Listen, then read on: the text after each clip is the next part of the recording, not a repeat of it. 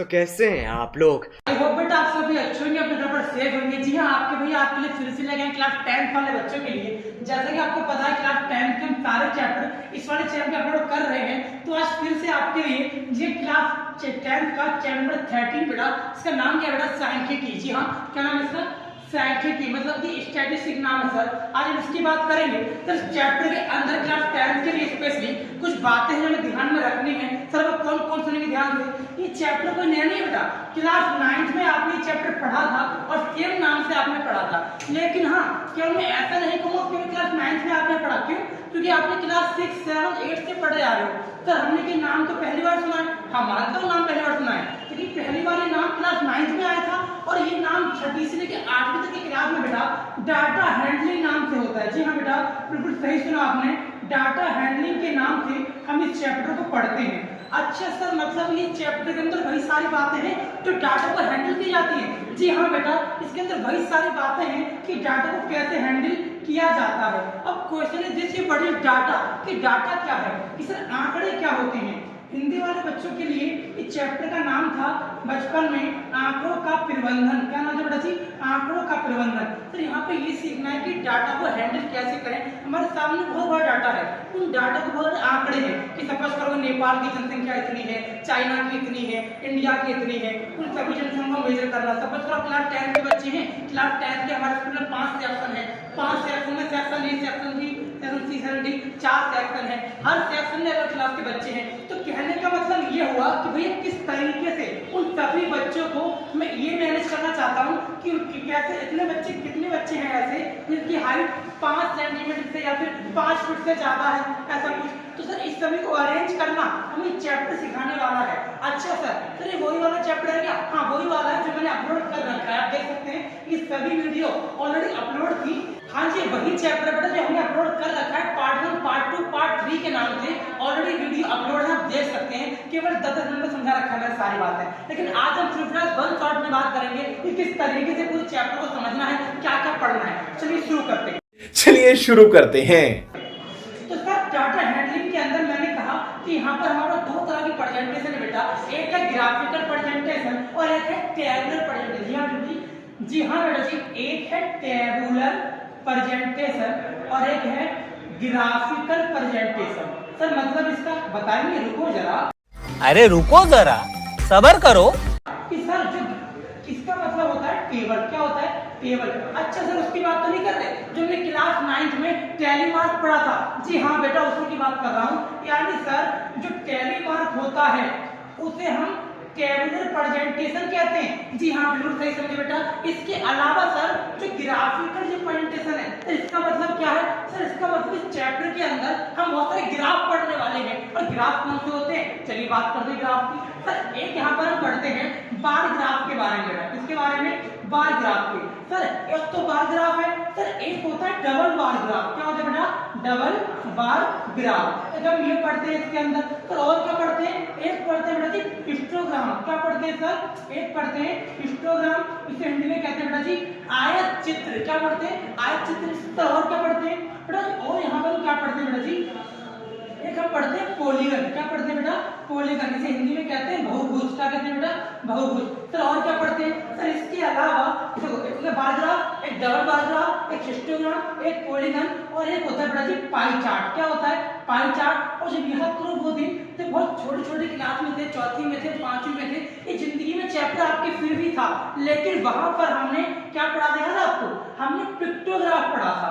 याद आया? पिक्टोग्राफ पढ़ा था। तो ये सभी चीजें इस चैप्टर के अंतर्गत आती हैं। मतलब सर इस चैप्टर के अंदर इतनी सारी बातें में पढ़नी होती हैं। एक तो आपने बताया इस चैप्टर का मतलब है डाटा को हैंडल करना, कैसे डाटा को मैनेज करेंगे। फिर आपने कहा कि डाटा को मैनेज करने के लिए यहाँ पे दो तरह की प्रेजेंटेशन है, एक का नाम है टेबल वाली और एक का नाम है ग्राफ वाली। तो भैया आपने कहा कि टेबल का मतलब क्या हो गया? टेबल का मतलब होता है टैली मार्क वाला हिसाब किताब। यहाँ पर क्या आता है? क्लास इंटरवल आता है और फ्रीक्वेंसी आती है। क्या आता है बेटा जी? क्लास इंटरवल यानी कि सीआई और एफ यानी कि फ्रीक्वेंसी आती है। सर इसके अलावा इसमें ग्राफिकल बातें हैं, उसमें क्या क्या आएगा? याद करो क्या बोला था मैंने अभी?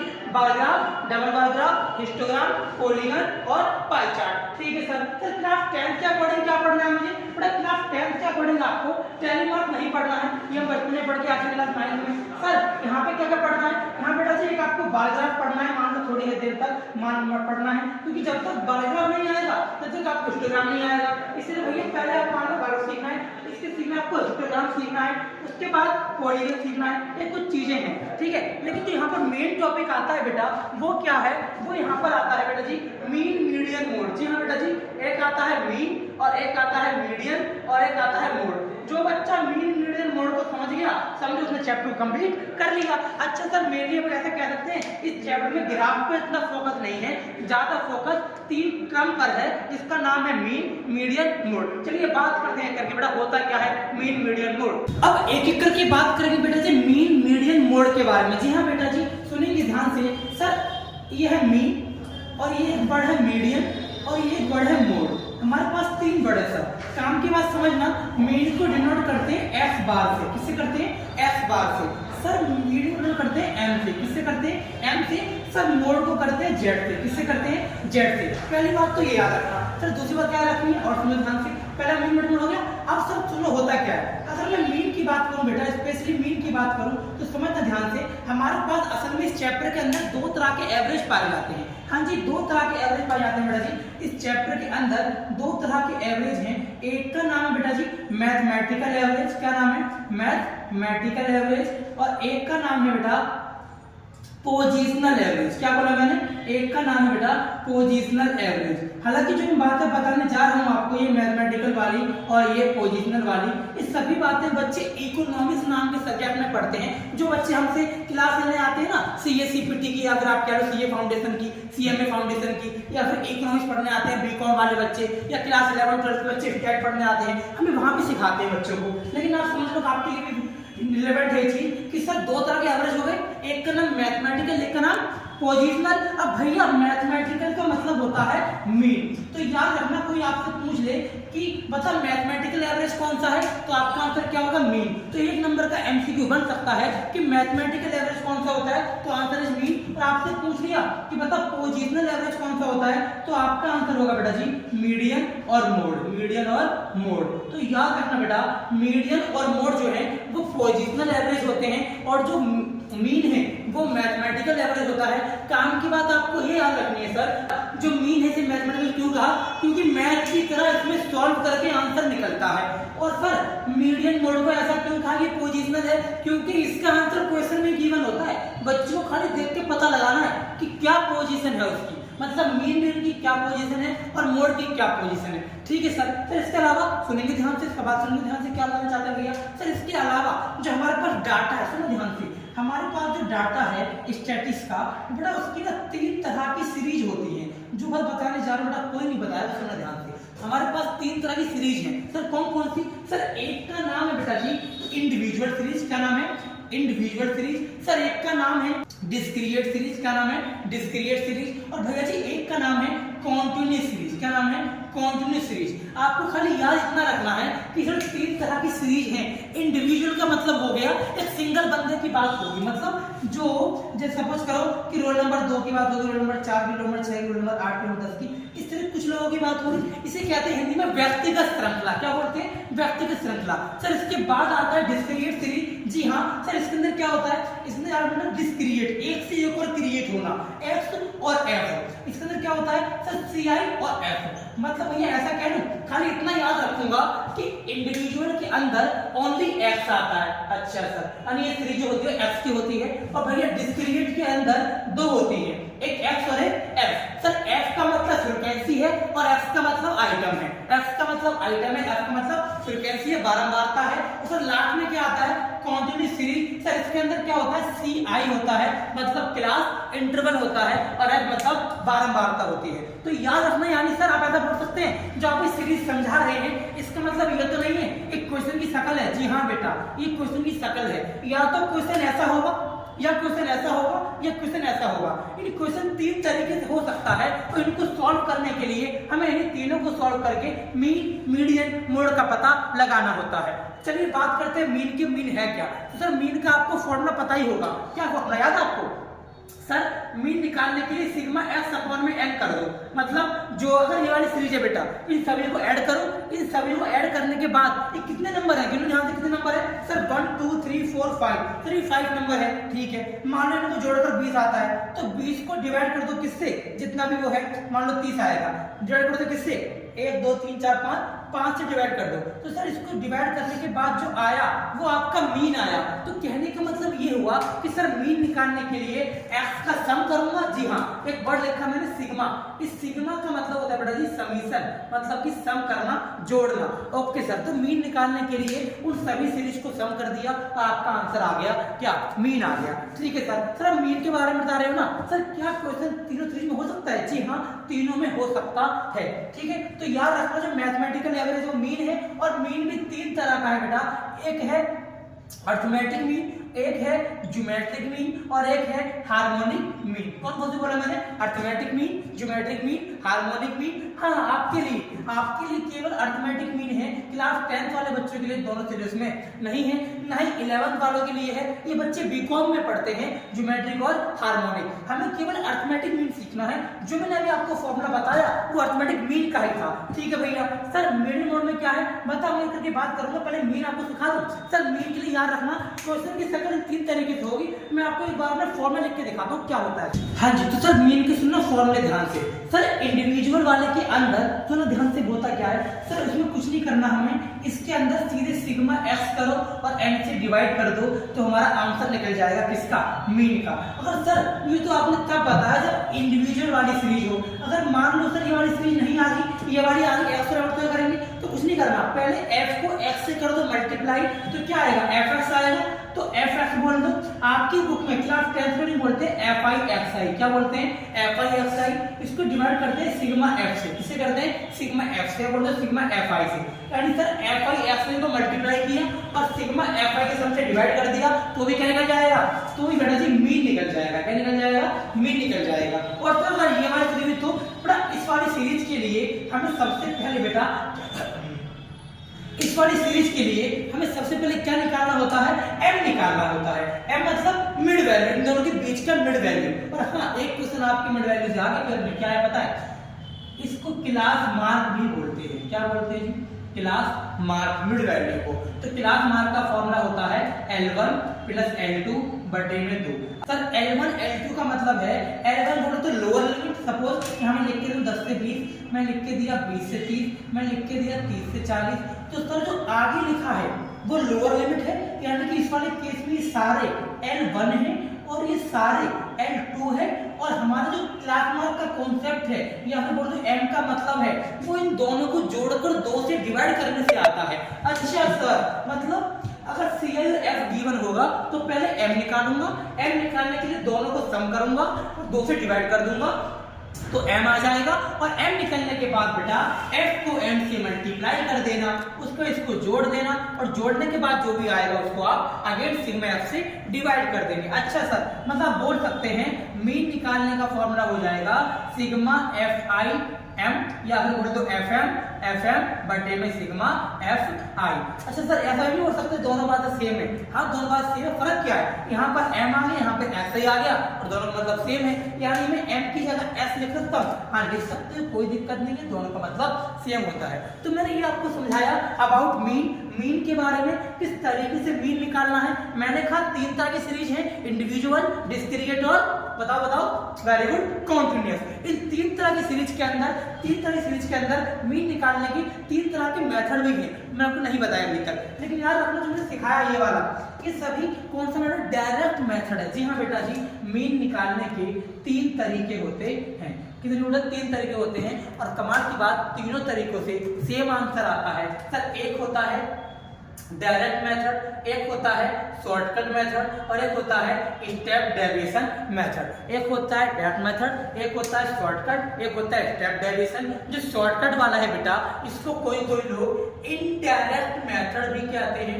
कोई इसको बेटा क्या बोलता है, कोई इसको बोलता है एज्यूम मीन मेथड। क्या बोलता है, एज्यूम मीन मेथड, मतलब एज्यूम करना पड़ता है इसके अंदर। तो याद रखना, आई डोंट नो आपकी सीरीज में है या नहीं है, देखिए एग्जाम में बहुत कम आता है ना, आपसे वो कहता है इस वाली विधि से करो, फिर भी आपसे करने को कहते हो कर सकते हैं। देखो नॉर्मली आप क्या करना, अगर आपको मान लो लघु विधि से आ गया, हिंदी में कहते हैं लघु विधि, इसे कहते हैं प्रत्यक्ष विधि, इसे कहते हैं लघु विधि, इसे कहते हैं पद विचलन विधि। क्या बोलते हैं? पद विचलन विधि। उसमें क्या करना होता है? कुछ नहीं, ए को ऐड कर दो sigma F I D I और डिवाइड कर दो सिग्मा एफ आई से। तो सर इसमें इसका मतलब डी आई क्या होता होगा? डी आई निकालने के लिए बेटा जी डी आई का मतलब होता है डेविएशन, यानी एफ वाली सीरीज में से ए को माइनस कर दो। अब भैया जी ए क्या होता है? सर ए का मतलब है एज्यूम मीन, इसी को कल्पित माध्य कहते हैं। अपनी मर्जी से कुछ भी लेट कर लो ए, तो कहां से लेट करेंगे? हमेशा एक्स में से लेट करेंगे, मतलब एक्स में से मानेंगे ए को,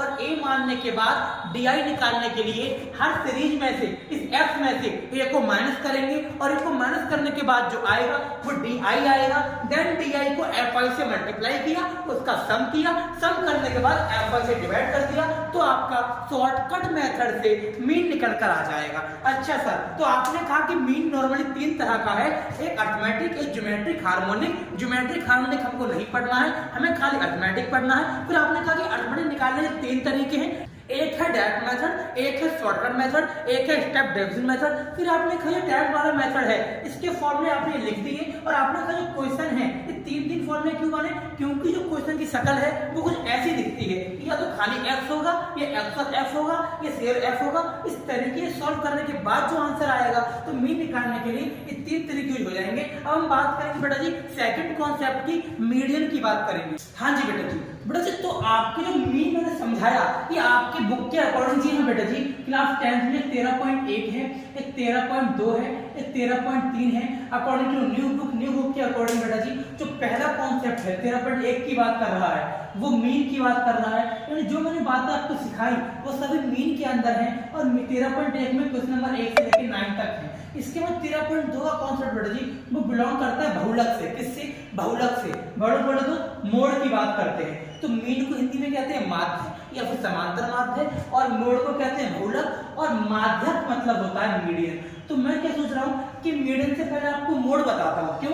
क्योंकि 13.1 का मैंने आपको समझा दिया कि मीन कैसे निकालते हैं। अब 13.2 की बात करते हैं, मोड कैसे निकालते हैं। मोड तो भाई साहब हल्का है, बहुत ज्यादा इजी है, इतना इजी है कि देखते ही खा जाओगे जब कैसे खाना है। सर अगर मोड की बात करो तो पहली बात तो कि मोड को नोट करना है जेड से, दूसरी बात सर दूसरी बात सुनो ध्यान से, रुको जरा सबर करो।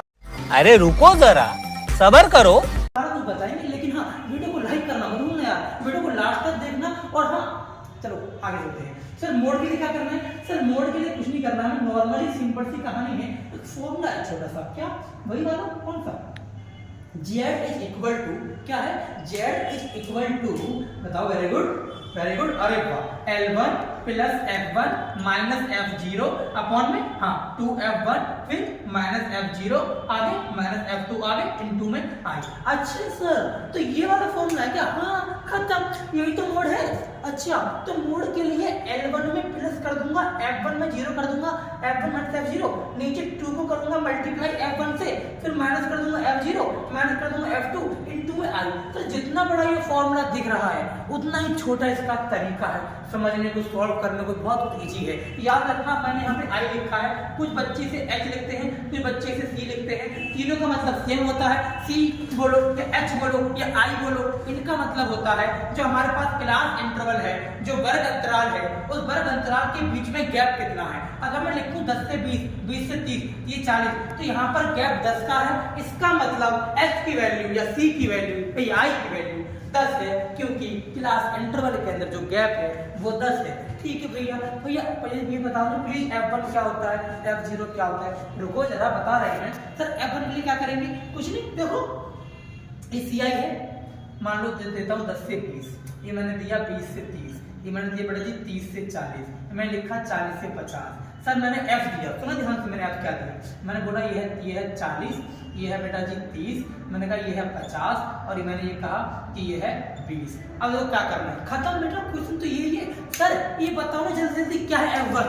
देखो ये रहा F1, इसमें देखो F में सबसे बड़ा कौन सा है? सबसे बड़ा है 50। ओ माय गॉड, पकड़ लो इसे। सर जो बड़ा है वही F1 है, इसके ऊपर वाला F0 है, इसके नीचे वाला F2 है, और जो F1 है इसके ठीक सामने आओ क्लास के अंदर ये वाला हमारा बहुलक वर्ग है। एक बड़े बड़ा खतरनाक एग्जाम में छप गया। किसमें छप पता है? जो आपकी बुक में ये चैप्टर है स्टडीज वाला, ये एग्जाम में छपा है सबसे लास्ट वाले क्वेश्चन पर। किस स्टडी के अंदर आपसे ये पूछ लिया गया कि बताओ बहुलक वर्ग क्या होता है, तो आप क्या बताएंगे? F1 के ठीक सामने जो लाइन है 30 से 40 वाली वो बहुलक वर्ग है।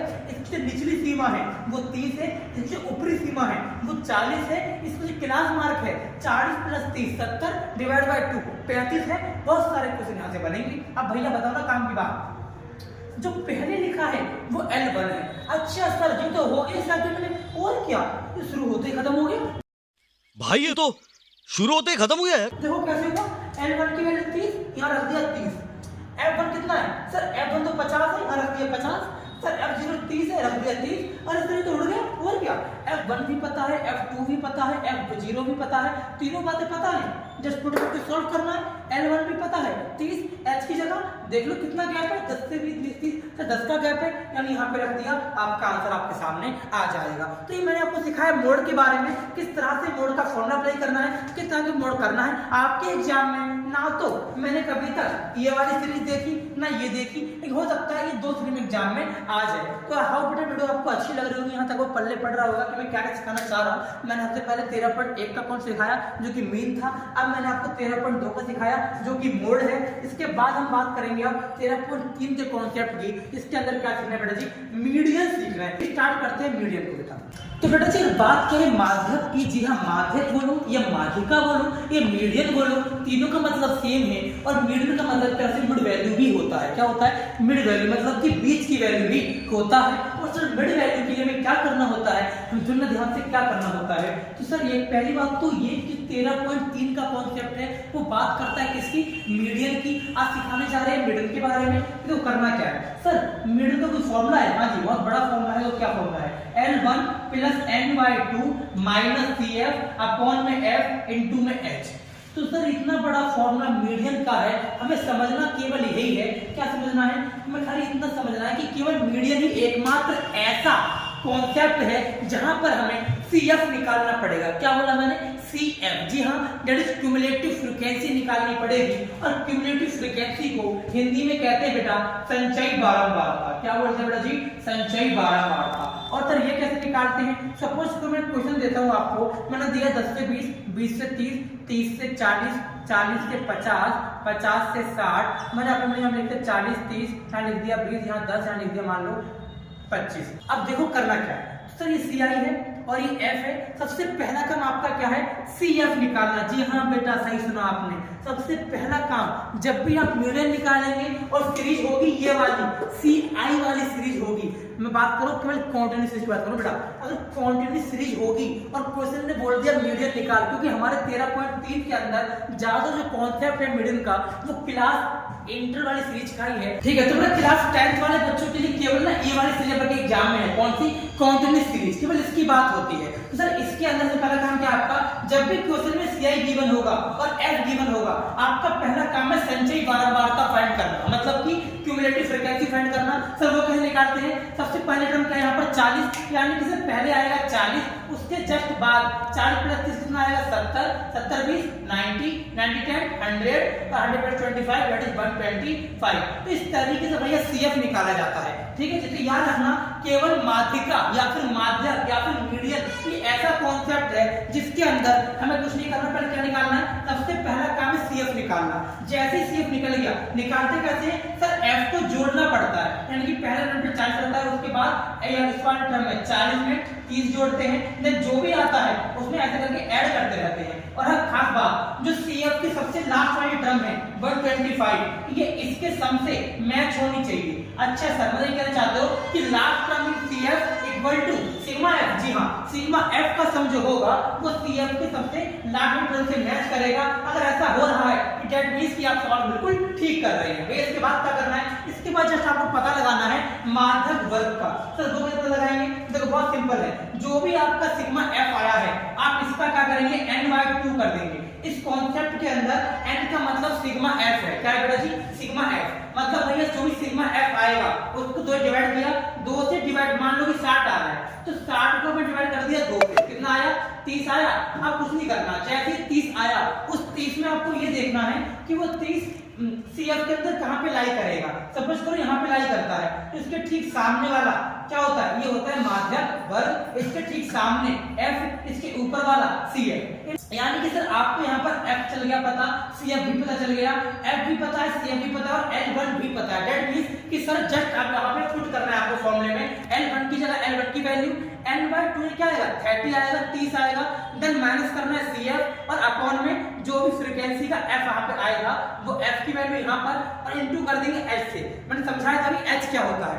H मतलब वर्ग का जो हाइट है वो, यानी class height. That means gap of the class interval. देखो 10 से 20 कितना गैप है? 10 का गैप है ना, यानी H की वैल्यू कितनी हो जाएगी? 10 हो जाएगी। जस्ट यहाँ पे पुट करने को जो आंसर आएगा वो किसका आएगा बेटा जी? वो आएगा मीडियन का। तो इस तरीके से आपने सिखाया कि किस तरह से मीन और मीडियन और मोड निकालते हैं। मीन आपकी बुक के अकॉर्डिंग 13.1 के मीन में बिलोंग करता है, यानी कि 13.1 के अंदर मीन की बात हो रही है, 13.2 के अंदर मिडिल की बात हो रही है, 13.3 के अंदर बेटा मोड की बात हो रही है। तो एग्जाम में क्वेश्चन आने वाले हैं, सुनना ध्यान से कौन कौन से क्वेश्चन आएंगे वो डिस्कस करता हूं, उसके बाद वीडियो खत्म करता हूं। जैसे लास्ट के बेटा 13.1 के अंदर ना क्वेश्चन नंबर 1 से लेकर 9 तक आपकी बुक में है, जिसमें कि 13 इसमें मीन जो है, इसमें मीन निकालने के लिए आपको क्वेश्चन नंबर 8 और 7 और 9 ये 3 क्वेश्चन एग्जाम में कई बार पूछे गए हैं। तो प्लीज इनको ट्राई जरूर करना कि 13 पॉइंट देख के कौन कौन एग्जाम पूछे गए हैं। ठीक है जी, इसमें टोटल 9 क्वेश्चन है 1 से लेकर 9 तक,